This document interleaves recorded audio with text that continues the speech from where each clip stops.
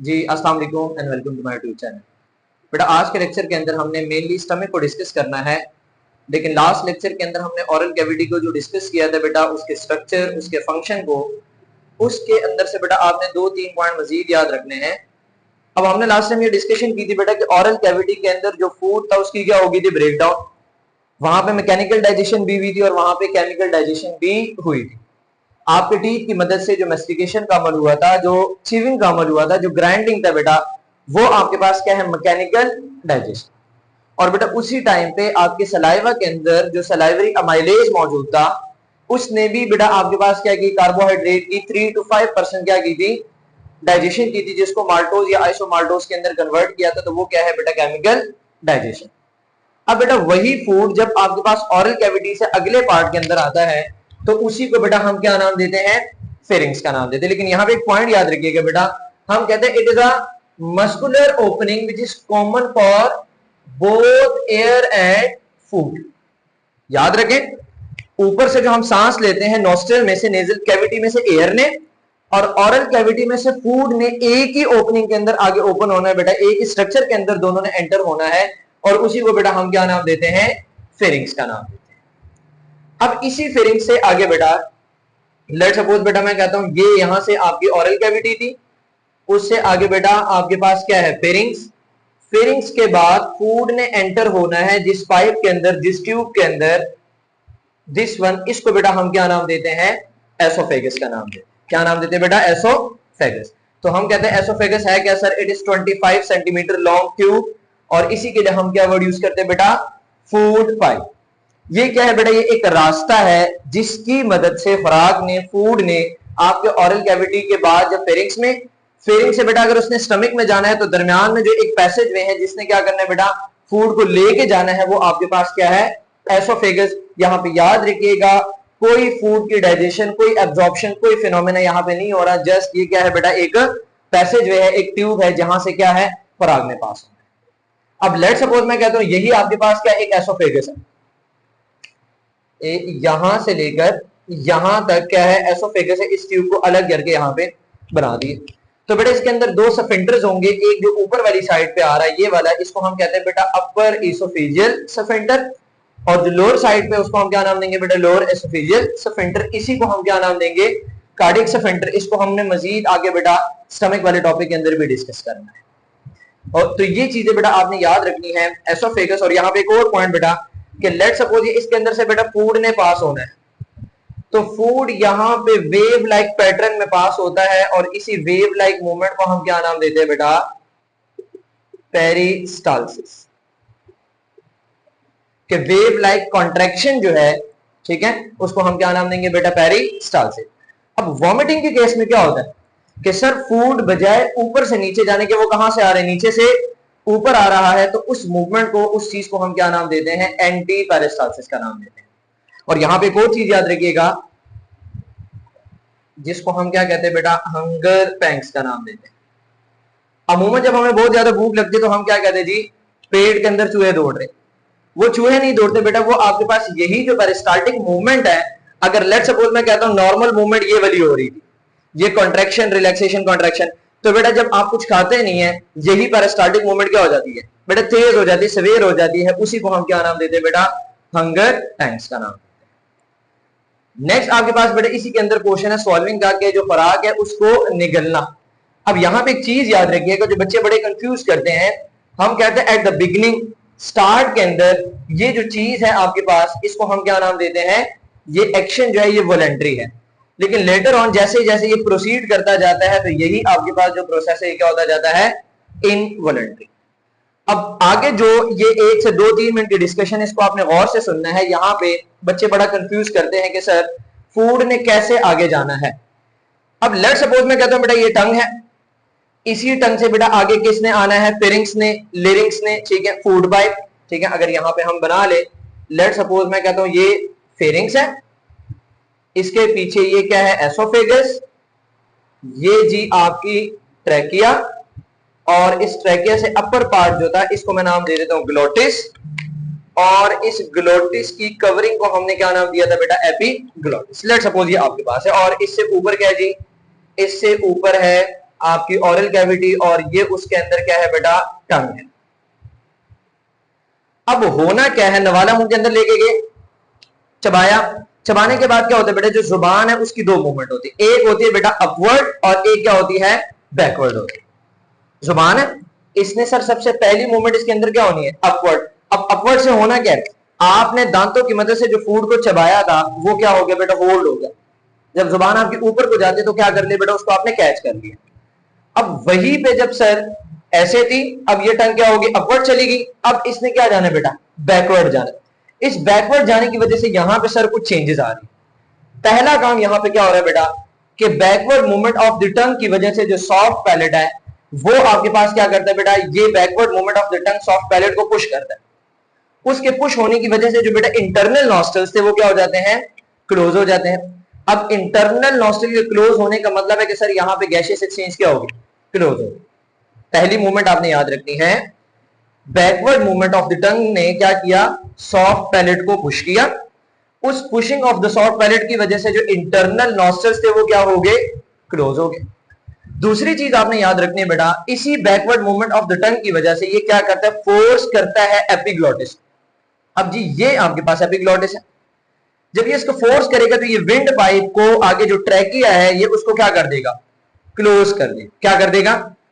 और यही आपके पास क्या है बेटा, लिरिंग्स है। इस लिरिंग्स के अंदर क्या होता है बेटा, अपवर्ड मूवमेंट आती है। क्या आती है बेटा, यही जो लिरिंग्स है ये आपके पास कहां मूव करता है बेटा, अपवर्ड। और आपके पास क्या होता है बेटा, जो ग्लॉटिस है, जो ओपनिंग ऑफ द लिरिंग्स है वो क्या हो जाता है बेटा, क्लोज हो जाता है। तो जब हम खाना खाते हैं, एक चीज यहां पे देखिएगा, जब हमने खाना चबाया तो ये आपका बेटा जो लिरिंग्स है ये क्या कर रहा है, अपवर्ड मूव कर रहा है। इसके अपवर्ड मूवमेंट की वजह से आपके पास ये जो एरिया है, आप कह लें ये आपके पास इस तरह होता है एपिग्लॉटिस। ये जब ऐसे आ जाता है, लेस हॉरिजॉन्टल कह ले, पहले ही आपके पास वर्टिकल था, अब ये हॉरिजॉन्टल आ जाता है।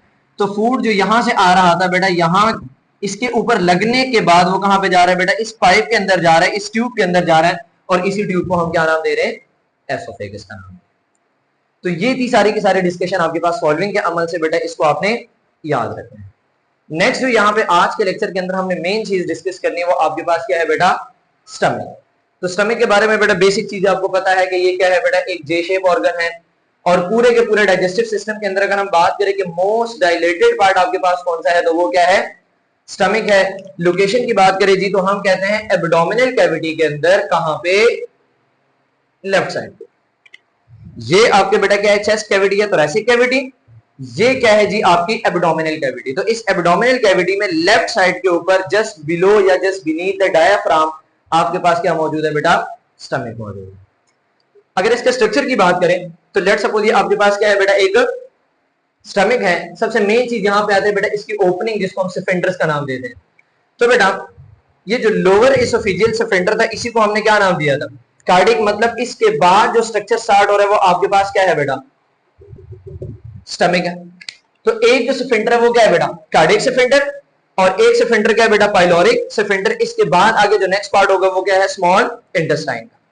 रीजन की बात करें तो इस कार्डिक सिफिंटर के जो करीब है इसको हम क्या नाम देते हैं बेटा, कार्डिक रीजन, ये कार्डिक पोर्शन का। और ये वाला जो पाइलोरिक स्फिंक्टर क्या है बेटा, इसको हम क्या नाम देते हैं, पाइलोरिक पोर्शन या पाइलोरिक रीजन का नाम देते हैं। इसके अलावा ये जो आपको थोड़ा सा पॉइंटेड स्ट्रक्चर नजर आ रहा होता है, ये क्या है बेटा, फंडस है। और बाकी जो स्ट्रक्चर ये रह गया बेटा, यहां से लेकर यहां तक, ये सारी की सारी क्या है बेटा, इसकी बॉडी। क्लियर। तो अगेन बेटा एक चीज क्या है, कार्डिक स्फिंक्टर, एक क्या है जी इसके अंदर बेटा, पाइलोरिक स्फिंक्टर। ये जो आपको पॉइंटेड स्ट्रक्चर नजर आ रही है फंडस है। इस रीजन को हमने कार्डिक रीजन या कार्डिक पोर्शन का नाम दिया, इस रीजन को हमने पाइलोरिक पोर्शन या पाइलोरिक रीजन का नाम दिया। और दरमियान में जो चीज बचती बेटा वो आपके पास क्या है, बॉडी। अब अगर इसके वॉल को हम थोड़ा सा बड़ा करके देखें, अच्छा ये स्ट्रक्चर आपने याद रखनी है, आपके पूरे डाइजेस्टिव सिस्टम के अंदर भी ये लेयर्स मौजूद है। लेकिन यहां पे स्टमक के अंदर अगर हम बात करें तो थोड़ा सा जो डिफरेंस आता है वो आपके पास क्या है, इस लेयर के अंदर ब्लू वाली, जिसको हम क्या नाम देते हैं बेटा, मस्कुलरिस का नाम देते हैं। बाकी यही चार लेयर आपके पूरे डाइजेस्टिव सिस्टम के अंदर भी मौजूद है बेटा। अगर हम इसको थोड़ा सा बड़ा करके देखें तो बेटा सबसे इंटरनल जो है इसको हम क्या नाम देते हैं, म्यूकोजा का नाम देते हैं। सबसे इंटरनल जो लेयर होगी इस तरह, वो क्या है, म्यूकोजा। इसके बाद बेटा जो बाहर वाली होगी उसको हम क्या नाम देंगे बेटा, सब म्यूकोजा।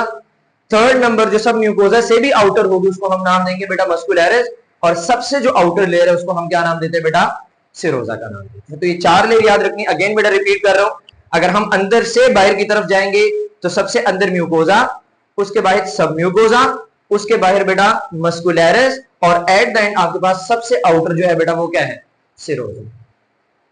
ये 4 के 4 लेयर अगेन बेटा रिपीट कर रहा हूं, ये आपके पूरे एलिमेंट्री कैनाल के अंदर ये जो चीजें हैं बेटा ये मौजूद हैं, लेकिन यहां पे जो डिफरेंस आता है वो सिर्फ और सिर्फ क्या है बेटा, इसके मस्कुलैरिस।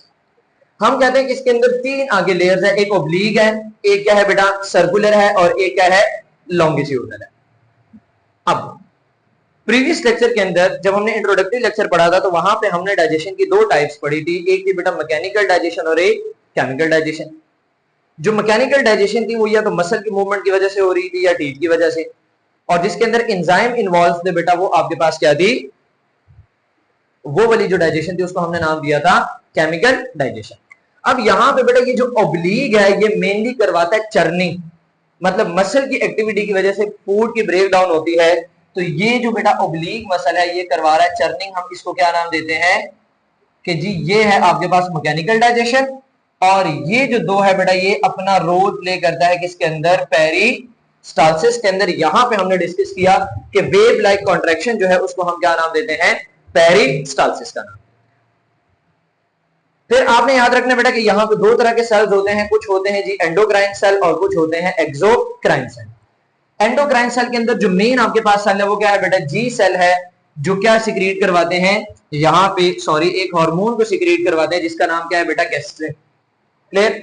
और जो हम मेनली एक्सोक्राइन सेल की बात करते हैं तो बेटा यहां पे 4 तरह के सेल है, एक है म्यूकस सेल, एक है बेटा पेराइटल सेल, और तीसरा आपके पास चीफ सेल जिसको हम जाइमोजिन सेल का नाम भी देते हैं। बेटा म्यूकस सेल का काम क्या है, म्यूकस और बाइकार्बोनेट्स को सिक्रीट करना। पेराइटल सेल का काम क्या है बेटा, एचसीएल को सिक्रीट करना। और चीफ सेल का काम क्या है बेटा, पेप्सिनोजेन को सिक्रीट करना। और इन्हीं सारी चीजों को मिला के हम क्या नाम देते हैं, गैस्ट्रिक जूस का नाम देते हैं। या हम ऐसे भी कहते हैं कि इसके वॉल के अंदर कुछ ये आपके पास स्ट्रक्चर नजर आ रहे हैं जिसको हम गैस्ट्रिक पिट्स का नाम देते हैं बेटा, ठीक है। ये गैस्ट्रिक पिट्स क्या करता है, गैस्ट्रिक जूस सिक्रीट करता है, जो कि क्या कर रहा है बेटा, जो ऊपर से बोलस आ रहा था आपके ऑरल कैविटी में से, ये उसकी ब्रेक डाउन करता है। अब सर इस गैस्ट्रिक जूस के अंदर आपके पास एंजाइम मौजूद है, पेप्सिनोजेन, इसका मतलब है जो गैस्ट्रिक जूस है ये केमिकल डाइजेशन करवा रहा है।